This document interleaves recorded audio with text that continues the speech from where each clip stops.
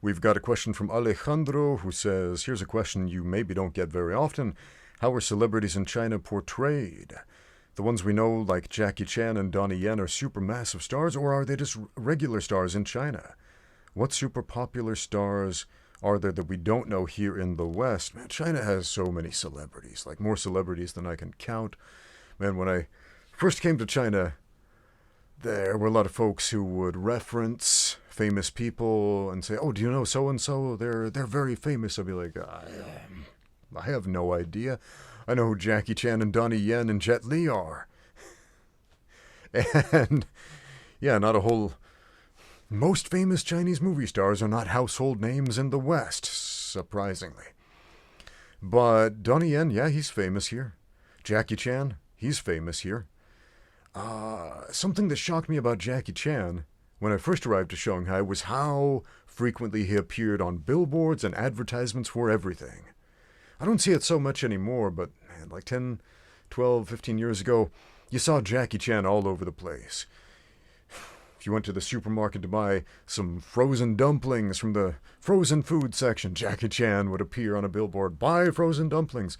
You go to buy some shoes from the shoe store, Jackie Chan modeling the shoes, check it out, Jackie Chan endorses this. You know the Foreman grill, the George Foreman grill? George Foreman used to have this great infomercial about it. It gets the fat off of it, cooks it just right, grills it nice and tasty. Do you know what that's called in China? It's not the Foreman grill in China. It's the Jackie Chan grill in China. I kid you not. The Jackie Chan grill. Yeah, they co-opted the Foreman grill in China with Jackie Chan. Donnie Yen, he's very well known by people who like martial arts movies and action movies. I have seen him on billboards before. I have seen him in print ads. Not as much as Jackie Chan. I don't generally watch TV in China because Chinese TV is kind of boring to me, to be honest. It's not really my cup of tea, so I'm not really familiar with the TV celebrities or the local celebrities. I remember I had a friend who ended up marrying a fairly famous Chinese movie star, and I had no idea who she was, and we hung out from time to time. My friend and his wife invited me to this fancy dinner. I went out to this fancy dinner with them, and afterwards we're leaving the building, and some people run up to this famous movie star that I just thought of as it's my friend's wife, and they start flocking. They're like, it's her, let's get pictures and autographs and stuff. And my friend, trying to save his wife from the paparazzi, says, no, it's not who you think it is. It's not her, but this guy. He starts pointing at me. This guy's a famous cage fighter from America. Get his autograph, get his picture. Then they start flocking me. And I'm like, wait, I'm not that famous. He's, roll with it, dude. Just go with it. So they drive off and escape, and I'm flocked by adoring fans who don't care what I'm famous before as long as they think that I've got some level of fame. Fame is stupid, man. Fame is so dumb. It makes people weird. I mean, it has the potential to make people really weird. And it's not just fame, it's any sort of notoriety where we allow it to go to our head. Where anything becomes misconstrued as power in our minds. Had a conversation online with a dude who was had a black belt in Brazilian Jiu-Jitsu, and I mentioned in the midst of this conversation that I had been training in Jiu-Jitsu for almost 20 years, and my current rank in Brazilian Jiu-Jitsu is a purple belt, and man, the dude got flippant. Man, he went from feeling like, oh, we're on the same level to, ooh, I'm up here and you're down there because I'm up here on the totem pole of hierarchy. Yeah, you underling. I was like, man, how quickly the power went to this guy's head, man. First we were humans seeing eye to eye, and then suddenly, I'm better than you. Fortunately, that's been an isolated case for me. For the most part, I've met some dudes who were just absolute morons because of how they let their ranks get to their heads. I've got 4 legitimate black belts in different martial arts, so I'm better than you. Pull the black belt out of your butt, dude. It's nonsense. Man, I saw a video recently, I think it was Drew Phoenix and another black belt, a female black belt, did on Instagram a funny video. Just a little joke video about kids getting black belts in other martial arts. You see it a lot in karate. Some taekwondo schools veer from the actual regulation of the World Taekwondo Federation and give black belts to little kids. The actual rule says anyone under 16 cannot have a black belt, but we still see it all the time because they're not following the rules, man. Anyway, so they made a funny little video about that. And I had a little laugh. Okay, yeah, that's funny. The joke was, man, Drew Phoenix, he's holding up his belt. Like, can you imagine if we got these belts when we were 12? That would have been crazy. And then his friend is like, yeah, but we got them in our 40s. And it's funny because, jiu-jitsu takes a very long time to level up in ranks, if you will. They don't just hand those out like candy. You really have to earn them. And there's also a lot of rank inflation in Brazilian Jiu-Jitsu where they deliberately hold people back to sandbag the competition. You will see that from time to time.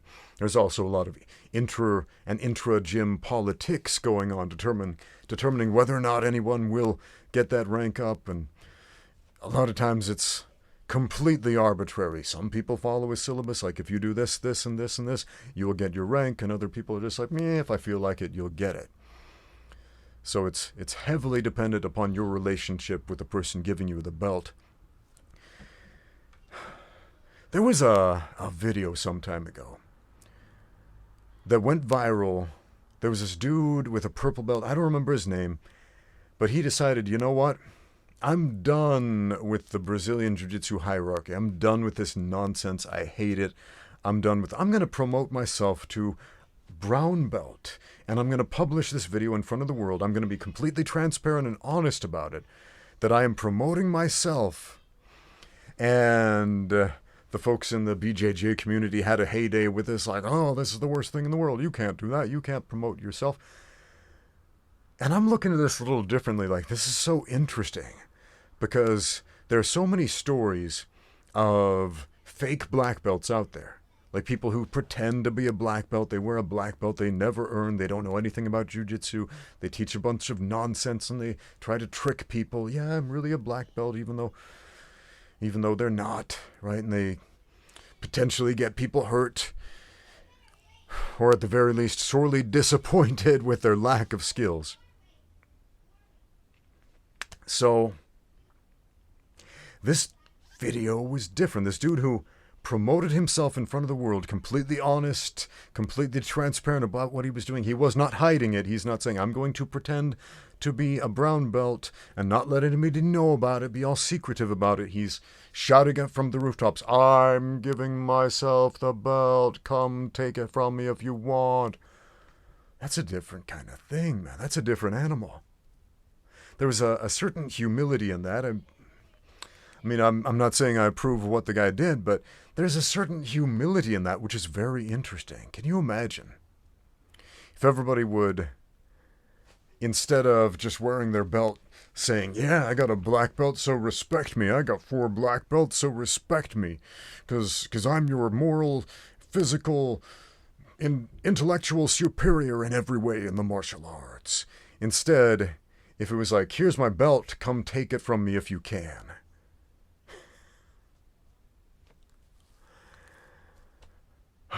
Man, I believe that's what, former wrestling coach at BYU, Mark Schultz did. Man, Mark Schultz, what an interesting guy. Did I ever tell you the story about how Charles Sonnen and I went to school at the same university our freshman year at BYU? And Chael was wrestling on the BYU wrestling team, and I took a taekwondo class in that same room. This is before I ever grappled, before I ever even knew what MMA was. So this was back in 1996 when Mark Schultz, the wrestling coach at BYU, was competing in the UFC. And Most people at this point had never heard of cage fighting or the UFC. You had to know a guy who knew a guy who knew a guy. And I knew a guy who knew Mark Schultz, my Taekwondo instructor. He specifically, when we stepped out on the mats, said, whatever you do, do not scratch these wrestling mats. Do not damage these wrestling mats in any way, or the wrestling coach is going to kill me. And we all laugh uncomfortably. But come on, you're a 6th degree legit black belt from Korea. Your Taekwondo is amazing, man. There's no way a wrestler could beat you. And he's like, guys, you don't understand. You know, I can do pretty kicks, but this guy's a real fighter. He fights in a cage with no rules, no weight classes, no gloves. And, oh, man, I was like, what? That sounds like a movie. That's a real thing? And the coach at this school who coaches in this room does that? Are you kidding me? I've gotta learn what this is, man. I gotta learn what this is. Anyway, Mark Schultz, tough dude. He had a wrestling dummy that weighed, I don't remember how much it was. Nobody could lift it in the Taekwondo class. Nobody could lift it. Even like 3 or 4 people trying to carry that thing together. The story was Mark Schultz had this custom-made grappling dummy made that was so heavy it weighed, I think, the same as Emmanuel Yaraburo, who was at that time the heaviest guy in the UFC, because Mark's goal was to be able to lift and throw the heaviest guy in the UFC. So he had this huge grappling dummy made. Anyway, that was over in the corner. So tough, strong dude. Mark Schultz, as far as I'm aware, if I understand this story correctly, one day put on a black belt and showed up at a Brazilian Jiu-Jitsu class. Nobody gave him the black belt. He put it on, and some people were like, you didn't earn that. His response was, come take it from me. And they couldn't, so he kept it. But, yeah, man. Oh, I was talking about Charles Sonnen. So here's my Charles Sonnen story. I don't know if he remembers this. I didn't know who Chael was at the time. Chael certainly didn't know who Ramsey Dewey was at the time. But we passed each other in the hall outside the wrestling room, because he wrestled there and I did Taekwondo there. And we would pass sometimes, and one day we bumped shoulders. And I looked at young Uncle Chael, and young Uncle Chael looked at me. And I guess some of my greatness rubbed off on him, man. And the rest is history. The rest is history. So what were we talking about? Hierarchies, belts. Let me look at this question, because we were answering a question like 10 minutes ago. Oh yeah, something about movie stars in China. That's right. That's how this whole thing started. Man, I jumped through some hoops there. Let's backtrack. So fame is weird. Gets to people's heads sometimes. Yes, that's the course we were supposed to be going down. Fame gets to people's heads. The illusion of power, the illusion of control gets into people's heads and makes them feel like they've got some sort of ability, some sort of right, some sort of divine right to rule over you. It's silly, man. It's silly. So I don't know who most of the Chinese celebrities are. I've lived in China for, 14, almost 15 years, and I don't know who most of the celebrities are. I move in circles with way different celebrities. For most people, celebrities are actors or musicians. For me, the celebrities are the fighters, the athletes, the guys in these still very niche sports of cage fighting that most of the world is fairly oblivious of, especially on this side of it. So when I run into a famous Chinese movie star like my friend's wife there, I'm like, you're a person. I run into, I don't know, a famous fighter. I'm like, let's spar, dude. This is going to be awesome. Way different interactions.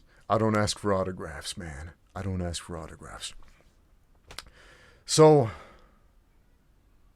that's my video. I'm going to leave it there. That's my video. You got questions, leave them in the comments down below. Thanks for watching. Now get out there and train.